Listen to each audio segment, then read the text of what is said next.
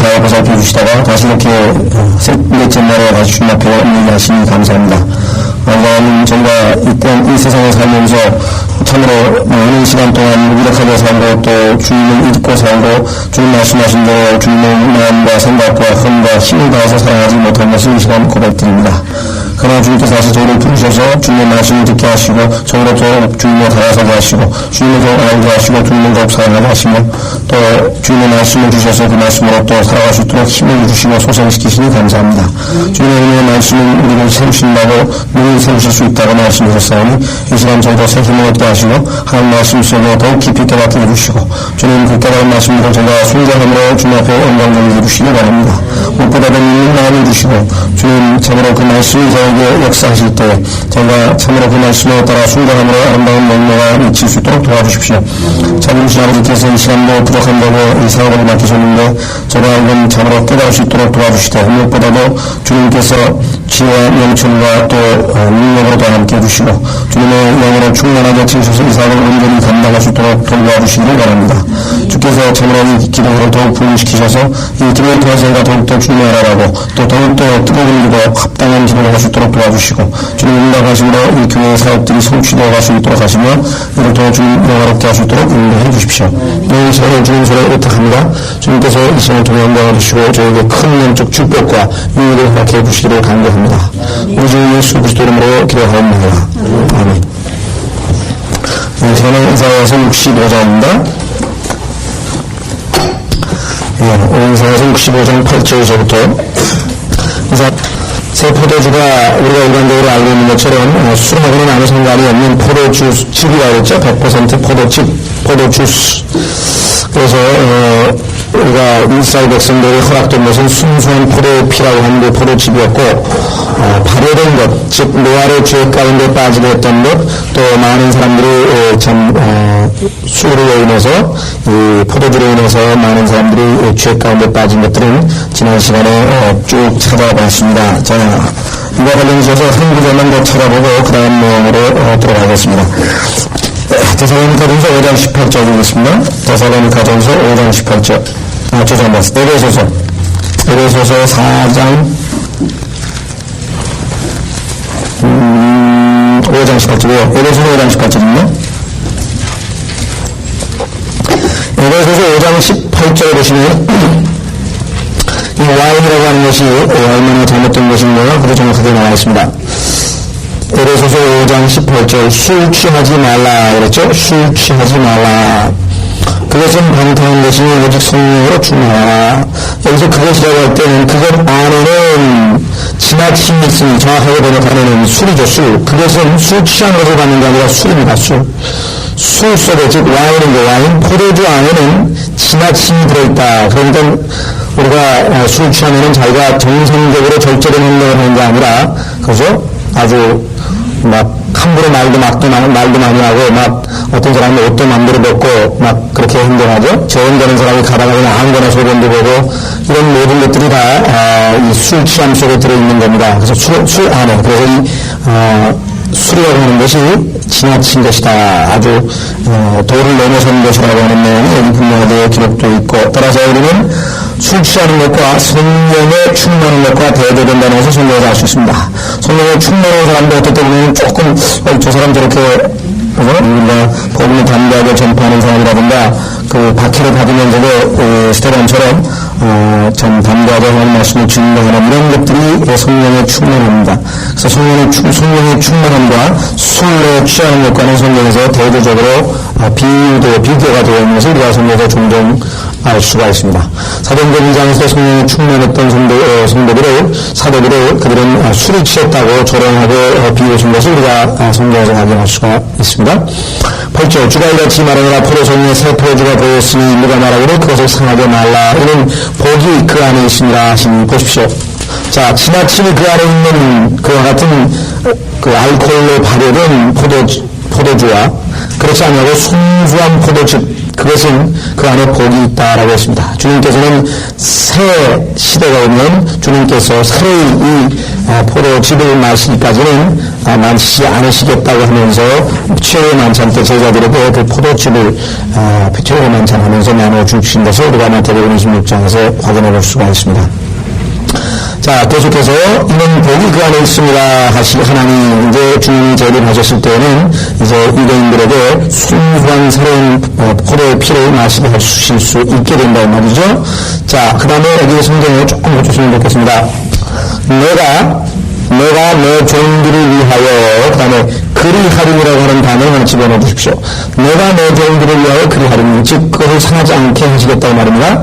내가 내 종들을 위하여 그리하림이 그들 모두를 상하게 하지 않기 위함이라 이렇게 되거든요. 왜 하나님께서 이 포도를 상하지 않게 하시느냐? 그것은 모두를 다 상하게 하지 않기 위함이라. 왜냐하면 주님께서는 유대인들 가운데 남아있는 자들이 있습니다. 주님께 믿음을 지키고 남아있는 자들이 있기 때문에 그 남아있는 자들을 주님께서 보호하시고 또 구원하시기 위해서 다 모두를 상하게 하지는 않기 위함이라 그랬습니다. 내 종들을 위하여 그리하리니, 내 종이라고 할 때는 바로 남은 자들을 얘기합니다. 왜냐하면 바로 13절부터 보십시오. 13절에 보시면 그러므로 주 하나님이 같이 말하노라. 보라, 나의 종들은 먹을 것이나 너희는 굶주리리다. 나의 종은 유대인들 가운데에서 율법을 지키고 짐승의 표를 받지 아니하고 끝까지 견디면서 주님 오실 때를 사모하는 그런 자들은 주님께서 먹일 것이지만, 그러지 아니하고 타협하고 짐승의 표를 받고 육류의 표를 받고 짐승의 형상에 절하고 이런 자들에게는 굶주리리다, 이렇게 해서 고통을 주시는 것으로 말씀하고 있죠. 자, 따라서 우리는 종들이라고 했을 때는 이 문맥에서 유대인들 중에서 남은 자들에 대한 얘기입니다. 남은 자들. 그래서 로마서에서도 다 유대인들이 구원받는 것이 아니라 남은 자들만이 구원을 받는다고, 남은 자들만이 구원받는다고 성경에서 분명하게 말씀했죠. 자, 로마서 한번 확인해 보겠습니다. 그래서 유대인들은 아브라함의 육체적인 자손, 육체적으로 아브라함의 자손이기 때문에 우리는 유대인이니까 다 하나님의 택한 백성이고 다 구원을 받느냐? 그러하지 아니하고 하나님께서는 다 구원받는 게 아니라고 했습니다. 로마서 11장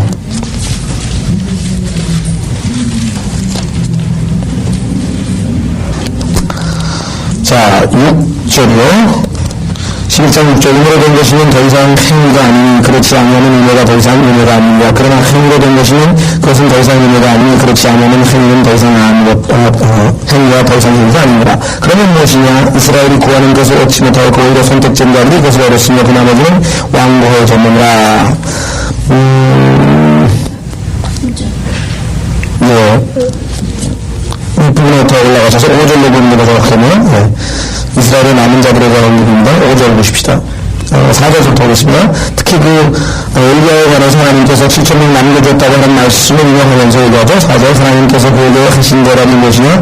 내가 나를 위하여 바알의 형상을 물고 꿇지 않으면 7,000명을 남겨두었노라 하셨느니라. 그러므로 이와 같이 지금도 은혜의 선택하심에 따라 남은 자가 있느니라. 이건 다 구원받은 것이 아니라 아브라함의 후손이라고 해서 남은 자들만이, 즉 하나님 앞에 율법을 지키고 끝까지 믿음을 지키는 자들만이 구원받는다고 하는 것이 이스라엘 사람들에게 기록되어 있는 것입니다. 자, 다시 우리는 이스라엘서로 돌아오셔서 그것이 바로 남은 자들이라고 하는 것을 아시죠? 네, 자, 9절에 내가 야곱에 대해서 씨를 내고, 그렇습니다. 남은 자들입니다. 다 멸망당하는 게 아니라 남은 자들이 있습니다. 씨를 내고, 유다에게서 내 산골에 상속자를 내리니, 자, 신의 산을 비롯해서 시온산을 비롯해서 하나님께서 주시고자 하는 그 유업들이죠. 나의 택한 자가 그것을 유업으로 받고 내 종이 거기에 거하리라. 그렇죠? 종들은 계속해서 남은 자들만 구한다고 했습니다. 그렇지 않은 사람들은 다 멸망을 당합니다. 샤론이 양떼의 우리가 되겠고, 자, 적그리스도가 점령을 해가지고 완전히 황폐했던 곳에 양떼의 우리가 되겠고, 아콜 골짜기는 우리가 잘 아는 아칸이라고 하는 사람이 악한 짓을 해서도 골짜기, 아콜 골짜기에다가 도움력으로 만들어서 묻었죠. 즉 그 죄를 저질렀던 아콜골짜기는 소떼가 눕는 자리가 되며 나를 찾는 아닙니다. 찾은 과거 시입니다. 나를 찾은 내 백성을 위한 자리가 되리라. 나를 찾았죠? 누가? 나는 끝까지 믿음을 지키는 자들이 유대인들 가운데 나머지 사람들, 이기는 사람들, 승리한 사람들 여러 가지로 표현할 수가 있습니다. 자, 그래서 이 사람들은 이사야서 6장 11절에 기록되어 있습니다. 이사야서 6장 11절에 하나님께서 그 유대인들 가운데 남은 자들을 보존하실 것을 언급했습니다. 그 유대인들은 순교를 당하고 먹힙니다. 적그리스도에게 잡아먹힌다고 성경에 기록되어 있는데요. 이사야서 6장 11절. 자, 이사야서 6장 11절부터 보겠습니다. 그때 내가 말씀드리기를 주여 언제까지니까 하는 그가 대답하시기를 성읍들은 거민이 없이 황폐하게 되고 집들에는 사람이 없으며 땅이 완전히 황폐하게 되기까지요. 또 주가 사람들을 멀리 옮겨 그 땅 가운데서 완전히 버려짐이 있을 때까지니라.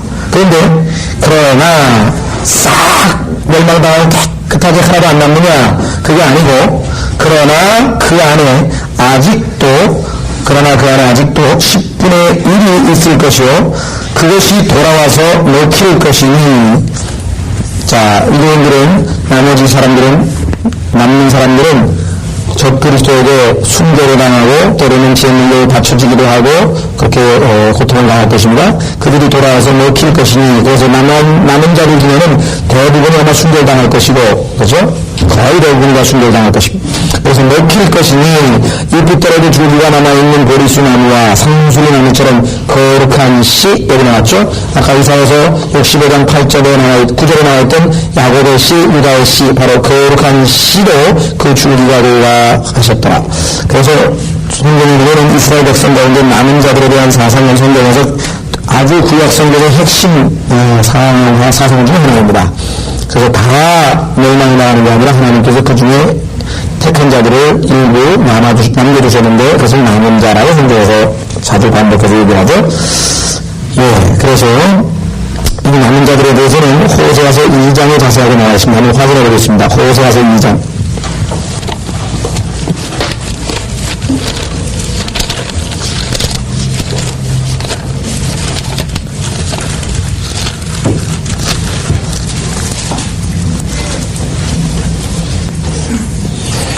호세아서 2장 11절서부터 보시면요.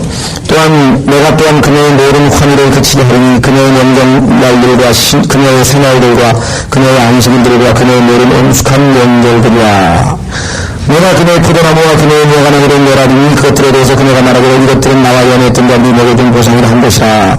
이스라엘 백성들은 자기의 주변 백성들이 민족들이 자기들에게 축복을 준 것으로 오해하고 그들의 신들이 축복을 준 것으로 오해했지만 하나님께서는 그게 아니죠. 내가 그것들로 사는 일이 되게 하여 들의 짐승들로 그것들을 먹게 하리라. 오히려 도와주겠다고 하던 민족들이 그들을 먹게 되는 그러한 심판을 하나님께서 가하십니다. 그녀가 귀걸이와 보석을 단정하고 그녀가 연애했던 자들을 따라가며 만을 잊어버리고 바알들에게 분양했던 바알의 아들의 내가 그녀를 감찰하리라 주가 말하노라. 이렇게 해서 주님께서 이스라엘의 모든 자들을 심판하시는 것처럼 보이는데 항상 거기에 끝에 뭐가 남아있어요. 뭐냐? 그러므로 14절 보라 내가 그녀를 꽤 광야로 데려가서 그녀에게 위로하여 말하리라. 14만 4천 명의 유대인들 남아있는 자들은 광야로 데려가서 계속 12장에 나오죠. 한때 두때 반때를 3년간을 주님께서 부양하시는데 내가 거기에서 그녀에게 그녀의 포도를 주고 보세요. 회복시키십니다.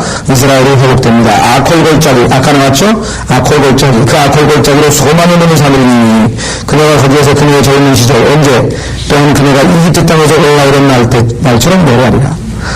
처음에 하나님께서 이스라엘을 자기의 아내로 삼으셔서 이집트로부터 데리고 나오셨는데 그가 배반해서 중도에 수없이 많은 주님을 배반했죠. 그래서 결국은 주님께서 그녀를 이혼한 채로 내버려뒀다가 나중에 다시 마지막에 회복시키십니다. 그런데 그 회복시키는 내용이 여기 나와 있죠. 그것이 다 회복되는 게 아니라 남은 자들만. 그래서 젊은 시절에 처음 이집트 땅에서 올라오던 그날처럼 노래하리라. 주가 말하노라 그날 이름내는 나를 일시라 부르고 일시는 나의 남자라는 뜻입니다. My man이라고 하는 단어인데요. 히브리어로 다시 이제 그 부부관계가 회복이 되는 것이죠. 자, 그래서 여기 보시면 일시라 부르고는 다시는 나를 바알이라고 하는 이름도 안 부릅니다. 바알이라고 하는 단어는 나의 주인, 나의 마스터라고 하는 뜻인데요. 마치 노예를 부려먹는 주인과 같은 행세를 했죠, 바알이. 내가 그녀에 대해서 바알들의 이름들을 제거하리니 그들이 다 신들의 이름으로 기억됨이 없으리라. 그날에는 내가 그들을 위하여 들의 짐승들과 공중의 새들과 땅에 기는 것들과 언약을 했으며. 자, 보십시오. 우리가 아는 것처럼 지상에 있는 모든 짐승들도 결국은 다 그들의 야수성, 사나운 그런 특성, 본성을 다 없애버리고 하나님께서 완전히 이제 사자도 짚어놓고 우리와 그래서 어린 양이 함께 뛰어노는 그런 세상으로 만드신다고 약속하셨습니다. 또 활과 칼을 꺾고 전쟁에서 땅에서 전쟁도 없애버리십니다. 주님이 재림하실 때 가능한 일이고 그들로 평안하게 눕게 합니다. 그래서 내가 너를 영원히 정원시키니 중간에 지어놓고서는데 영원히 정원시키시더니 정녕 내가 너를 내 의와 공의와 자유와 자비들로 내게 정원시키리라. 내가 신실하게 너를 내게 정원시킬 것이니 내가 주를 알게 되리라. 그래서 결국은 이스라엘이 완전히 회복이 되어서 어떻게 됩니까? 용사도 다 회복이 되죠. 황폐했던 땅 22절 또 땅은 곡식과 포도주와 기름을 들을 것이요 그들은 이스라엘을 들으리라. 내가 땅에서 나를 위하여 그네를 심고 내가 자비를 얻지 못하였던 그네를 위하여 자비를 베푸리라. 이렇게 되어 있습니다. 자, 그래서 이스라엘의 회복에 대해서 성경에서 너무나 많은 주제니까 다시 강조하지 않아요. 다시 이사야서로 보겠습니다. 11절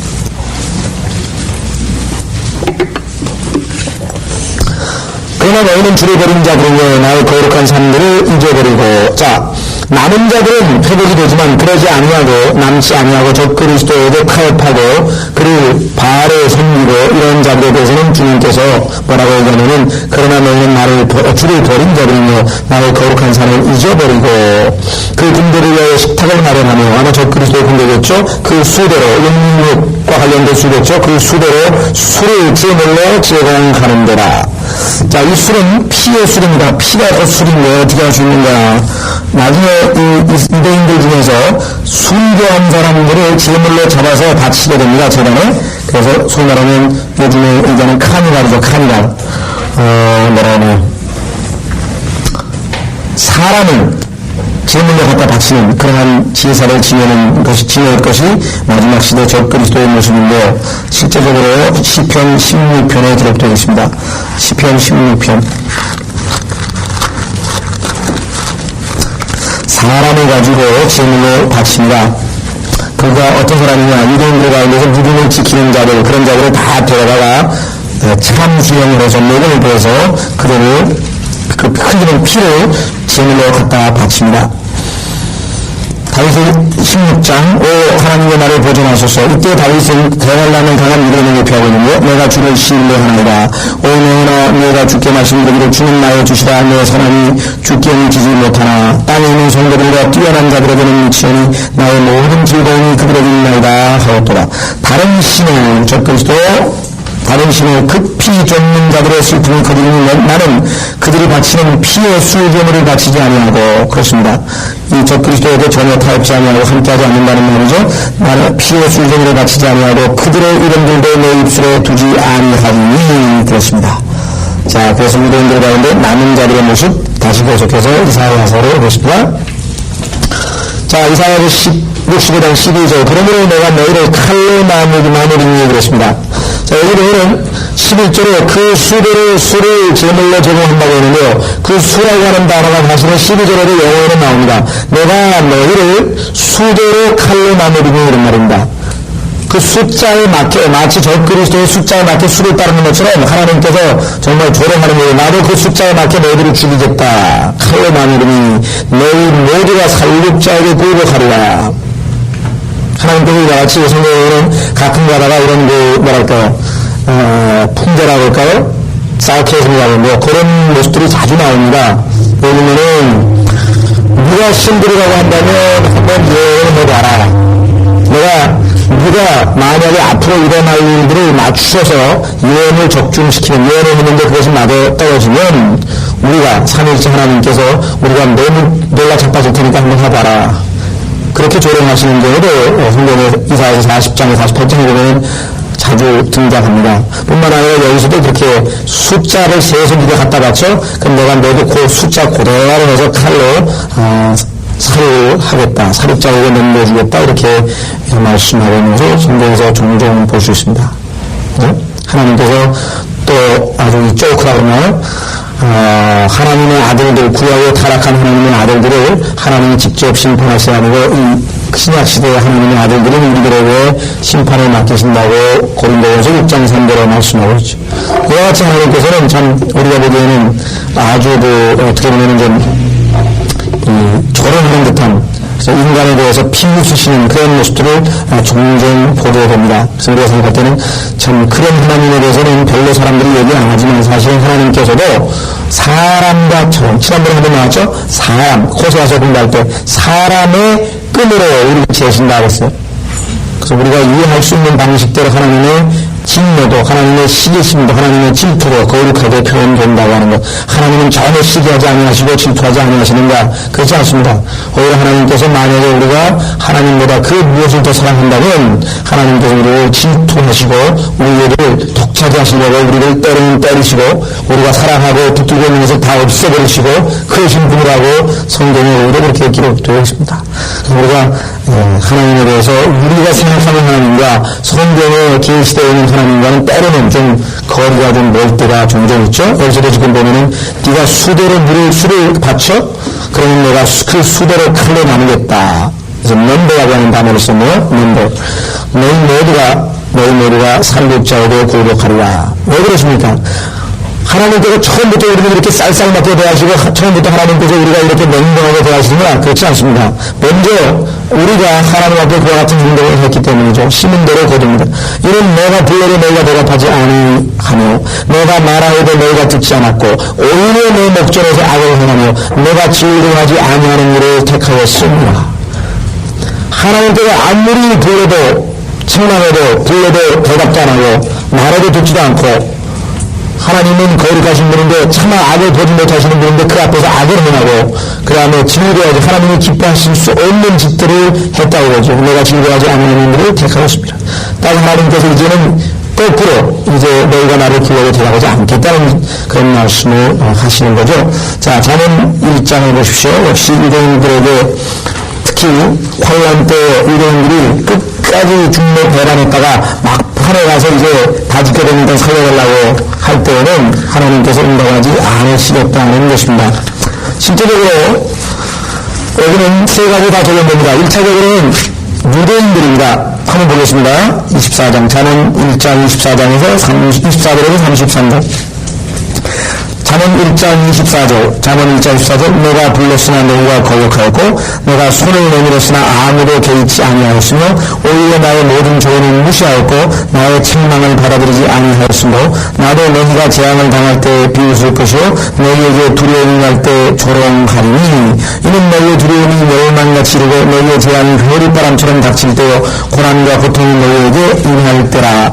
그때 그들이 나를 부를 것이나 내가 대답하지 아니하였고 그들이 일찍 나를 찾을 것이나 나를 만나지 못하리니 이는 그들이 지식을 싫어하며 주를 두려워하기를 원치 아니하였습니다. 그들은 나의 조언을 결코 원치 아니하며 나의 모든 책망을 경멸하였도다. 그러므로 그들은 자기들의 행위 열매를 먹고 자신들의 계략대로 배부르리라.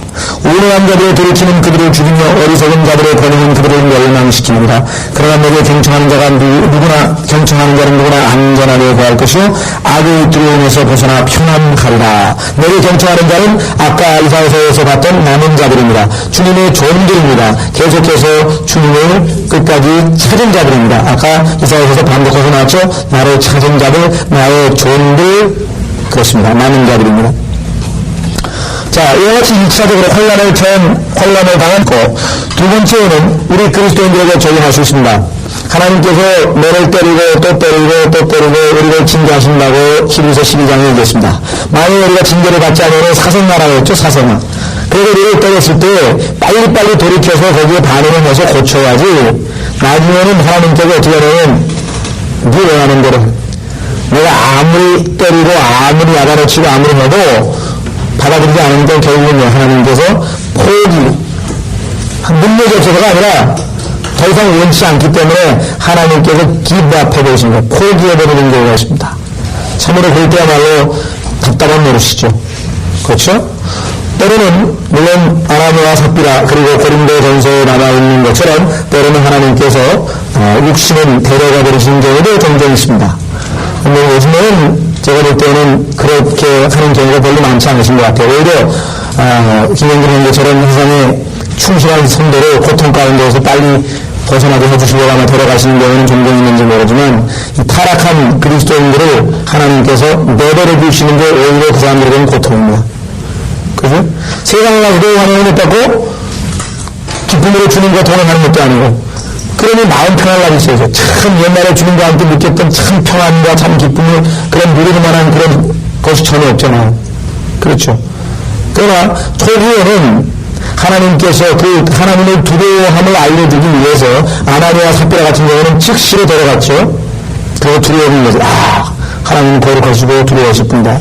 그 다음에 여러분 잘 아시는 고린도전서 5장에서 나와 있는 자 아주 정말 우리가 생각할 때는 정말로 입에 담기 어려운 그런 짓을 하는 자들에 대해서 그들의 육체는 사탄에게 내어주고 그들의 영은 구원받게 하려 함이라고 기록한 것을 우리가 성경에 볼 수 있습니다. 어쨌거나 우리 그리스도인들에게도 이 참으로 하나님께서 자꾸 책망하시고 부르실 때 빨리 응답하지 그렇지 않으면 결국은 우리가 얼마나 많은 영적 손실을 가져오는가를 볼 수가 있고 세 번째 죄인들도 마찬가지입니다. 예수 그리스도를 안 믿는 사람들이 똑같이 적용을 했네요. 처음에 그런 데는 없어요. 그래 알아 나 다 알아 나 좀 있으면 다 이제 뭐 조금 무슨 좀 비즈니스 때문에 좀 그런데 비즈니스를 좀 해결해놓고 또 어떤 사람은 가만히 있어 내가 조금 바쁜 일이 있는데 하여간 그거 해놓고 나도 그래 갈 거라고 걱정하지 말라고 또 어떤 사람은 이 핑계대가지고 계속해서 예수 그리스도를 거부하다가 나중에 정말 주님이 필요할 때가 옵니다. 그런데 그때는요 믿음이라고 해도 믿음이 안 생기는 거예요. 네, 믿음은 하나님이 주시는 선물입니다. 성경에 보면 그래서 보라 지금은 구원을 받을 만한 때 보라 지금은 하나님께서 받으실 만한 때라 자기가 원하는 때 아무 때나 누구나 왔더나 천당 가는 데가 간단하지 실컷 인생에서 몇몇 달을 살다가 죽는 그 순간에 마지막 인경시에 마치 카톨릭 신부들이 와서 종부성사라고 그러죠? 종무성사 기름을 발라가지고 이제 막판에 하나님께로 보내주는 그런 우리에게만 한번 추대인 이사만 한번 보면은 구원받을 것 같지만요 하나님은 마음이 이미 강팍해지면은요 딱딱해지면은요 하나님의 말씀이 떨어질 수가 없어요.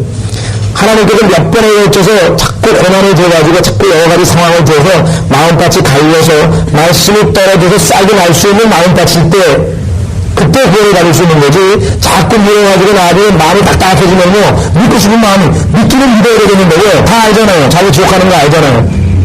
근데 자기 원할 때 저들은 믿음이 생기느냐 안 그렇다는 거예요.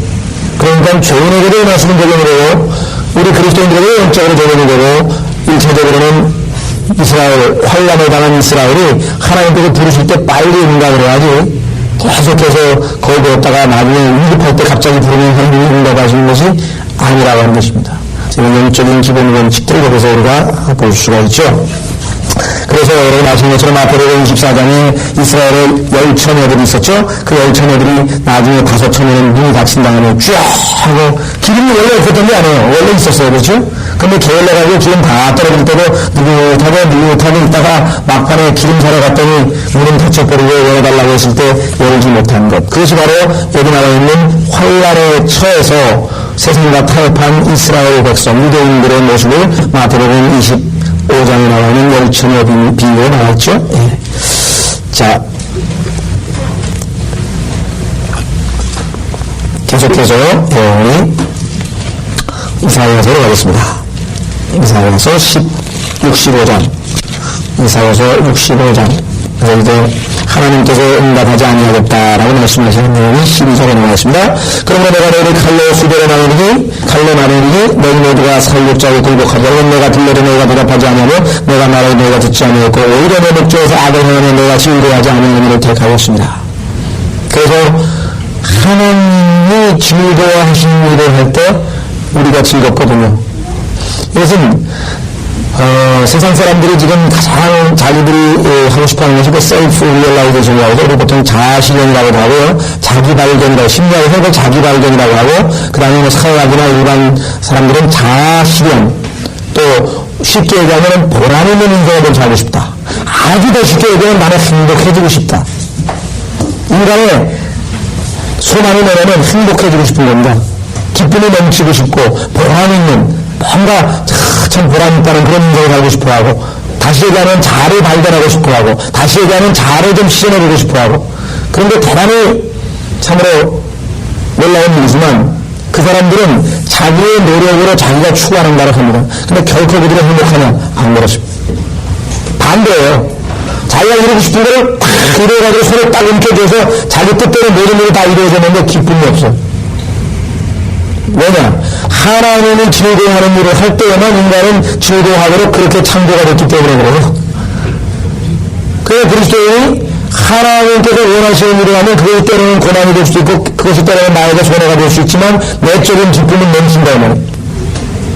근데 자기가 하고 싶은 일을 아무리 명예나 권력이나 그 좋은 것을 성취했더라도 그것이 하나님으로부터 오는 기쁨이 아니면 기쁨이 없어요. 주님께서 말씀하신 내가 너희를 기쁨을 주기 위해서 응답하는 거예요. 기도 응답을 해주시는 일이 뭐예요? 하나님이 기도를 통해서 하나님이 기뻐하시는 대로 하나님의 뜻대로 구하는 그거를 응답하셔서 그 응답 들어준 걸로 해서 우리에게 기쁨이 넘치게 해주신다는 말이에요. 다시 얘기하면 하나님이 기뻐하시는 일을 할 때 하나님께서 우리의 기도를 응답하신다고 요한일서에 말씀하셨죠? 그럼 결국은 하나님이 기뻐하시는 일을 할 때 누구에게나 다 물어봐도 마찬가지입니다. 솔직하게 얘기해봐라. 당신이 지금 박사학위 받아서 기쁘냐? 아니랍니다. 제가 몇 번의 예를 들었습니다만은 그 여리 알피니스트가 있었어요. 여자 등산가가 있었는데 이름은 김영장가가 기억이 나는데 신문에서 인터뷰를 읽으면서 참 이 사람 솔직하다. 에베레스트 산을 등반했습니다. 그래서 이제 외국인과 이제 인터뷰를 하고 그 어떠십니까? 지금 에베레스트 산 드디어 목표를 달성하신 소감이 어떻습니까? 다녀가는 기쁩니다. 기쁩니다. 그래요. 상당수 사람이. 근데 여자는 고생했어요. 뭐냐면 너무 허무해서 내가 마음을 가눌 수가 없습니다. 이 고생을 해서 내가 여기 한번 올라오려고 내 젊은 인생을 다 바쳤대. 수없이 실패하고 죽을 뻔하고 그 암벽 등반 연습하다가 자빠지고 돌 하다가 산사태 만나서 몇 번을 실패하다가 드디어 자기 평생의 꿈을 에베레스트에 딱 올라가는데 허무하더라는 거죠. 그리고 몇 번 말씀드렸습니다만 닥터스 블루라고 하는 병이 있습니다. 의사들의 우울증, 블루라고 블루. 사람이 벌써 얼굴 보면은 밝으면 좀 얼굴이 볼보쌈하죠. 밝으면 기쁘면. 근데 좀 푸르둥둥 하면은 이건 좀 뭐가 우울한 거 아니에요. 그래서 그런지 지금 여기 해가지고 블루라고 하는 단어는 우울증이라는 단어인데 미국에 가면요 한국에 그 많은 박사학위를 하려는 유학생들이 있습니다. 있는, 공과적으로는 좀 괜찮아요. 요즘에 한국 사람 머리가 좋고 수학을 잘하니까 좀 빨리 따는데, 인문계열은 박사학위 따는 게 보통 어려운 게 아닙니다. 그래서 보통 10년에서 15년을 도서관에서 보내는데, 잠 5시간, 6시간 자고 밥 먹는 시간 빼고는 도서관에 박혀 있어야 겨우 딸까 나올까요?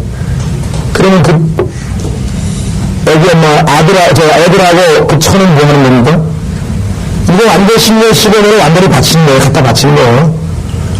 특히 애들이 하면 어디 흑들어가는 그러지만 또 돈이라도 있으면 돈 없는 대학생들은 뭐합니까? 고생하면서 해가지고 10년, 15년을 갖다가 남편 애들이 아빠 얼굴이 몰라요. 잠잘 때 갔다가 잠잘 때 들어오니까. 그리고 10년, 15년 만에 드디어 박사학위를 딱 손에 쥡니다.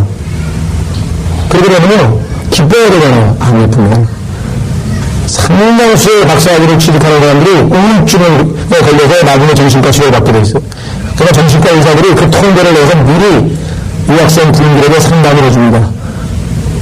박사학위 받은 그날 남편에게 트렁크에 차다가 한 일주일 정도 어디 갔다 오라고 짐 싸서 옷 싸서 보내라고.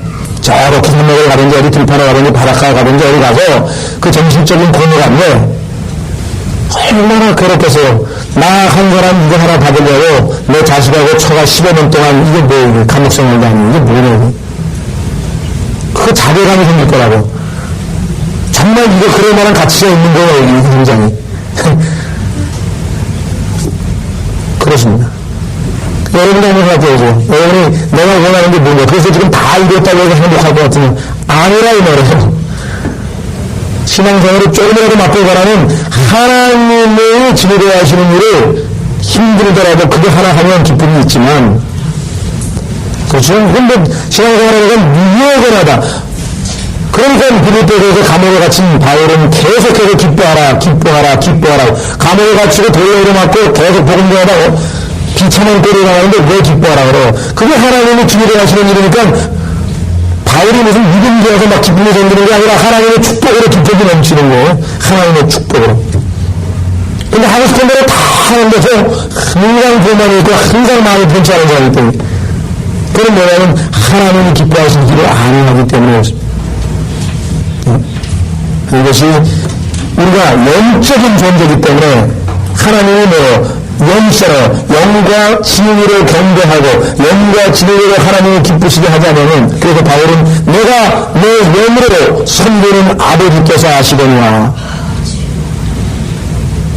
이런 영적인 존재이기 때문에 첫째 거듭나서 영이 살아나야지만 진정한 행복을 누릴 수 있고 둘째 계속해서 그 영이신 거룩한 영이신 하나님을 기쁘시게 하는 가운데서는 내 마음이 기쁘지 그 이외의 것들은 일시적인 거예요. 그건 펀이죠. 펀. 재미지 절대로 조이가 아니고 조이는 영원한 거예요. 삼성는 거예요. 삼성는 거. 계속해서 하염없이 뿜어져 나오는 거죠. 눈만 어떠나 기가 뿜어져 나오는 거. 기쁨이라는 기쁨. 기가 계속해서 에너지가 팍팍팍팍. 그거 한국말 잘 만들었어요. 그래서 에너지, 기가 뿜어져 나오는데 기쁨이야. 그냥 남은 거예요. 그냥 막 주체할 수가 없어요. 그냥 차이성이나 입에 손하고 나오고. 아니, 감옥에 누군 어디 터져가지고 온몸이 지금 망신차게 하는데 어떻게 찬송을 하냐고. 우리가 생각할 때는, 바울은 역시 대단한 분이다. 그게 아니고요. 하나님의 축복에서 관점을 봐야 돼. 하나님께서, 하나님이 기뻐하시는 것 어떤 사람들 복을 주십니다. 그렇습니다.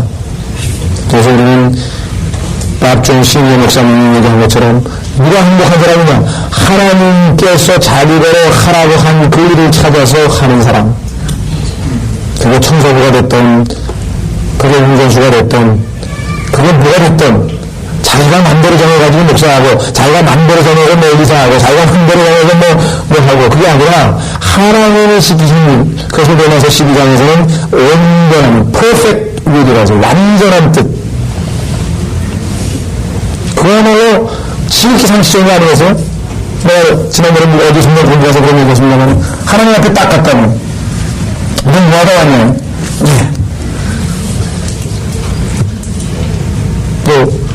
원초기업에서 사장 좀 하다 왔습니다. 그래? 어디 볼까? 너는 내가 목사라고 했었는데, 너 잘못 살았구나. 내가 원초기업에서 얼마나 많은 그리스도인에게 구제를 하고, 얼마나 많은 일을, 얼마나 많은 좋은 일을 했는데, 그런 말씀 하십니까? 그래, 내가 그 억셉트를 했다고. 억셉트고. 하나님의 뜻은 선하신 뜻이 있어요. 우리가 그리스도인간이 악한 일을 하나요? 웬만한 사람 다 착하게 살죠? 두 번째 뜻이 있어요. 그 뭐냐면, 바다는 죄요. 하나님의 억셉트의 일이에요. 복음도 전하고 구제도 하고 좋은 일 많이 했으니까. 그러나, 너는 하나님, 내가 너에게 원했던 완전한 뜻을 이루지 못했다고. 나는 너로 하여금 목사가 되어서 복음을 전하게 시켰는데, 너는 사장님을 하나 되어있니? 깎게 될 수도 있대요.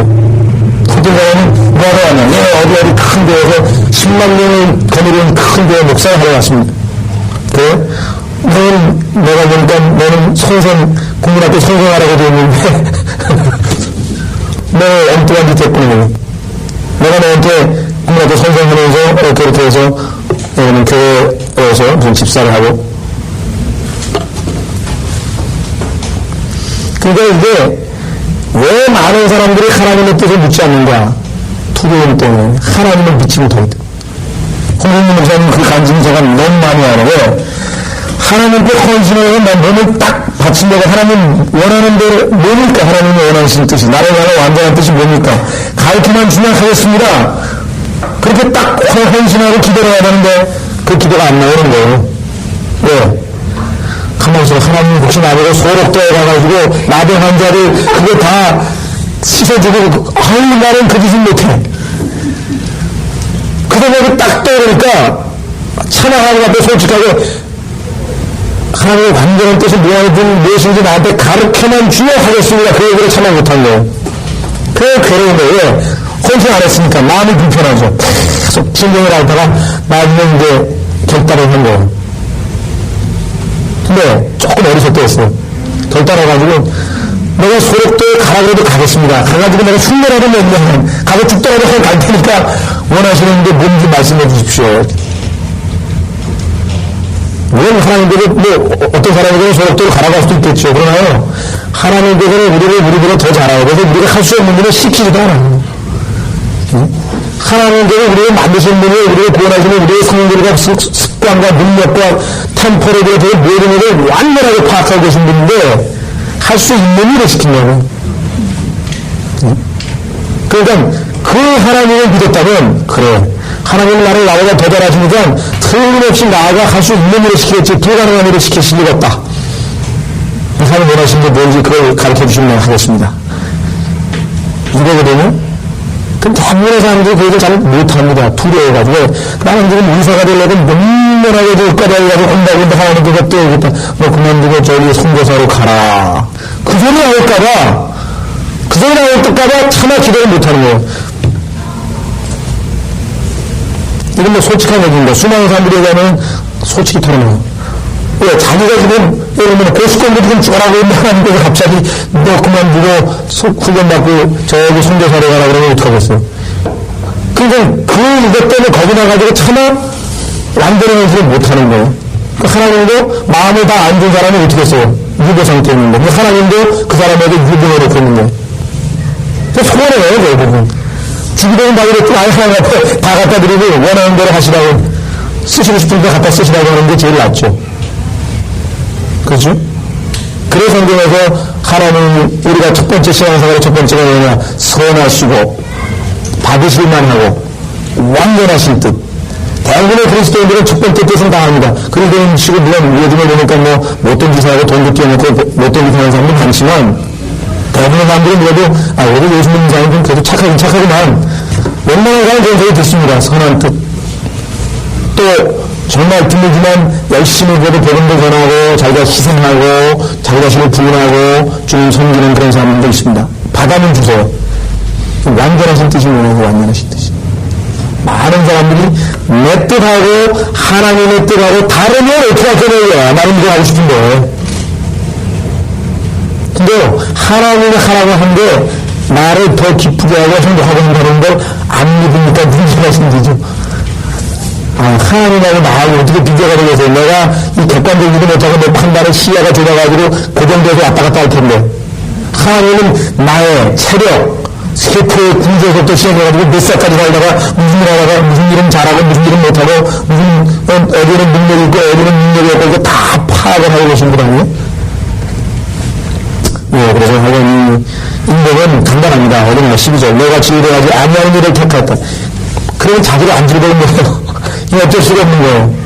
내가 왜 안 즐거운가? 하나님은 내 안에서 안 즐거워하니까. 성령님께서 내 안에서 기뻐하지 않고 탄식하니까. 그죠? 계속 탄식하신 거예요. 자, 13절입니다. 그러므로 주 하나님이 같이 말하노라. 보라, 나의 종들은 먹을 것이나.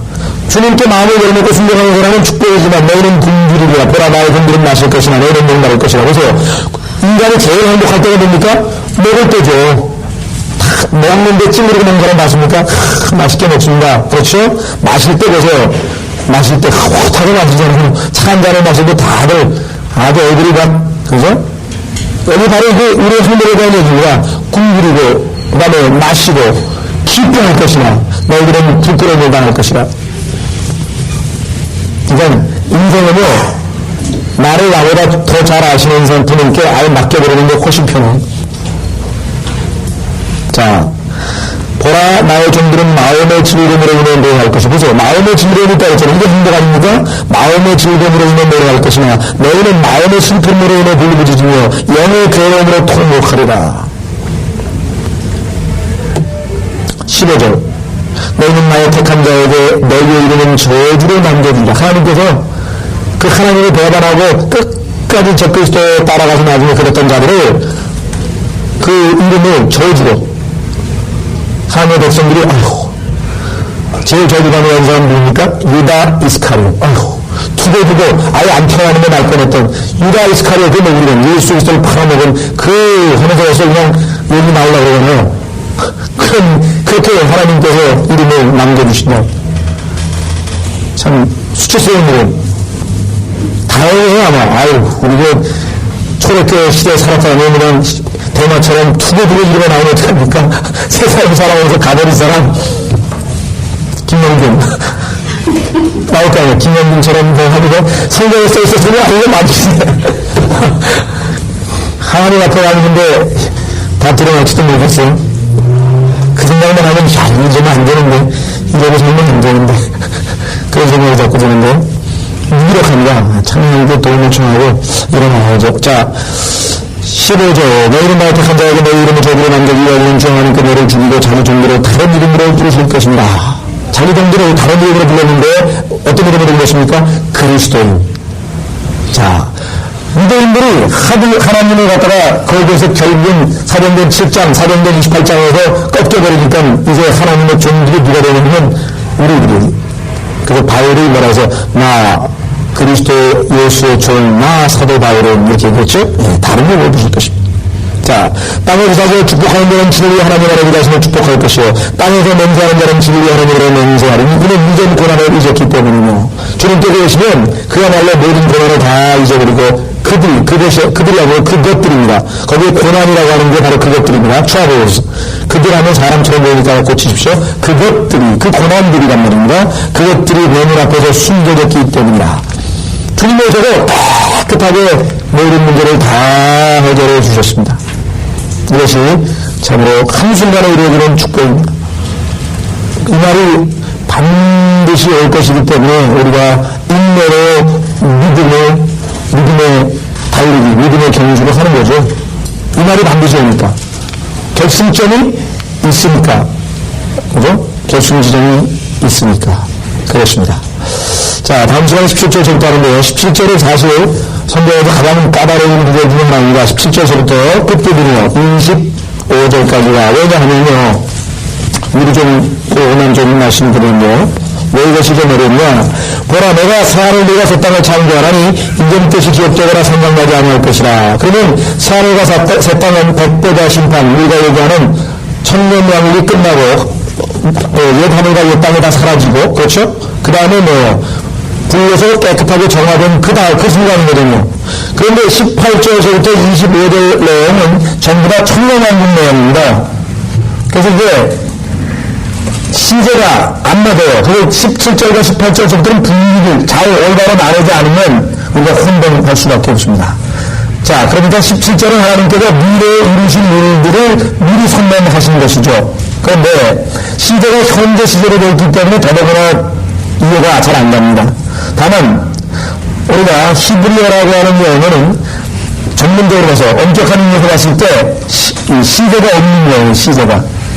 그래서 이사야서 53장은 예수님께서 700년 후에 750년 후에 십자가에서 못 박히실 것을 이사야서 53장을 읽어보시면 전부 과거 시제로 되어 있습니다. 이미 다 끝나는 것이죠. 왜? 하나님 모시기에는 이미 다 이루어진 일이죠. 그렇죠? 따라서 우리가 그 시제를 문제 삼아서 이것을 천년왕국 이후로 보기는 어렵습니다. 왜냐하면 새하늘과 새 땅이 창조된 다음에는 뒤에 나와 있는 내용들이 있을 수가 없어요. 여기는 100세 죽는 아이요. 아니, 사망의 의미 불못으로 던져졌는데 어떻게 또 100세 죽는 아이가 있어요? 만약에 시간적으로, 연대기적으로 보자면 뭐가 말이 안 맞죠, 그래서? 그렇죠. 그러니까, 이거는 17절은 일종의 선언문입니다. 마지막에 가서 주님께서 새하늘과 새 땅을 창조하시라는 얘기고, 18절은 새하늘과 새 땅이 아니라 예루살렘을 창조하며 그래서, 근데 이 예루살렘은 새 예루살렘이 아니라 지상의 예루살렘입니다. 따라서 18절부터는 천년왕국에 대한 얘기가 끝부분까지, 17절은 천년왕국이 끝나는 부분입니다. 성경과 같이 연대기적으로 순서적으로 기록되어 있지 않습니다. 제일 힘든 것이 계시록인데요. 많은 사람들이 계시록을 읽다가 왜 혼동이 생기는가? 지난번에 토요일날 성경 공부를 오시는 박정희 목사님인데 늘 그런 얘기를 하고 이건 왜 이렇게 안 맞는지 모르겠다고. 처음에 가다가 재림이 한 번 있었어요. 6장에 가서. 그리고 또 한 번에 가다가 11장에 가서 재림이 한 번 더 나옵니다. 그리고 17장에 가서 18장에 가서 재림이 한 번 더 나와요. 19장에 가서 재림이 한 번 더 나와요. 그리고 예수님 재림이 내려가는 거죠. 그래서 이게 아니라는 말이죠. 그리고 시간적으로 안 맞은 걸 뒤집박죽이에요. 그거는 주님께서 이미 구약에서도 여러 번 얘기를 여러 번 그런 성경 기술 방법입니다. 성경을 적어 내려가는 방법이에요. 왜냐면 마태복음에서 예수님 한 번 죽었다고요. 그 마가복음에 가서 왜 또 예수님이 새로 태어나가지고 다시 또 시작하는 또 죽고, 누가복음에 가서 예수님 다시 한 번 죽고, 그럼 예수님 4번 돌아가셨다는 얘기냐? 아니죠. 마태복음부터 요한복음까지는 연대기적으로 일어난 게 아니라 예수 그리스도라고 하는 그분의 생애를 예수님이 유대인의 왕으로서 사신 것에 초점을 맞춰서 마태복음을 썼고, 예수님이 종으로서 섬기는 삶을 사는 것이 마가복음. 마가복음은 짧죠. 왜? 종으로 살았으니까 할 말이 있나요? 종이 일만 하면 되는 거지. 예수님이 행하신 일밖에 기록이 안 돼요. 예수님의 말이, 발언이 별로 기록도 있잖아요. 짧아요, 그러니까. 그 다음에 인자로서의 예수님은 누가복음에서 초점 맞췄고, 그 다음에 하나님에서, 따라서 뭐, 종에서 마가복음에는 뭐가 없어요? 족보가 없죠. 왜? 종이 무슨 족보가 있어요? 신성으로 묘사된 하나님으로 묘사된 요한복음 역시 족보가 없어요. 하나님의 무슨 족보가 필요해요. 그러나 왕으로 오셨으니까 왕의 족보가 마태복음에 기록되어 있고, 인간으로 왔으니까 아담까지 올라가는 인간의 족보가 누가복음에 기록되어 있고, 그러니까 네 가지 각도에서 포커스를 달리해서 우리 있잖아요. 엑셀을 뭐 정면에 한번 찍고 누워서 한번 찍고 옆으로 한번 찍고 해가지고 몇 장을 찍어야 그 사람이 전체적으로 무슨 병이 걸리는지 알 수 있는 것처럼 예수 그리스도라고 하는 인물은 너무나 다양하고 위대한 일을 하셨기 때문에 한쪽 면만 봐가지고 모른다고요. 네 가지 측면에서 봤잖아요. 계시록에 나와 있는 제일인데 너무나 역사적으로 중요한 사건이기 때문에 처음에는 개관, 전체적인 계열을 얘기하고, 두 번째는 누구에게 초점을 맞춰요? 여기는. 적그리스도에게 초점을 맞춰서 한번 얘기하고, 그 다음에 음녀 바빌론 심판하는 초점을 맞춰서 얘기하고, 그 다음에 큰 말을 타고 성도들과 함께 흰말 타고 내려오면서 초점을 맞추고. 그러니까 초점을 달리 맞춰서 4번에 반복되는 재림 얘기가 나오는 거예요. 그러니까 순서를 이렇게 때리니까 안 맞아가지고 막, 그 나중에, 어쩐지 좀 이상하더라고요. 여기서, 그건 나누는 방법은 마태복음에서 이미 보여주셨죠? 오해가 많아서, 여기 일단 재림 한번 끝났구나. 그럼 여기는 또 다른 초점에 맞춰서 재림 얘기를 하는구나. 그런 것처럼 이 사회에서도 일단 정치적인 천하가 새 땅에 대한 얘기를 해놓고, 그 다음에 청년하는 과정에서 설명하는 것을 그렇게 보셔야 될 것 같습니다. 다음 시간에.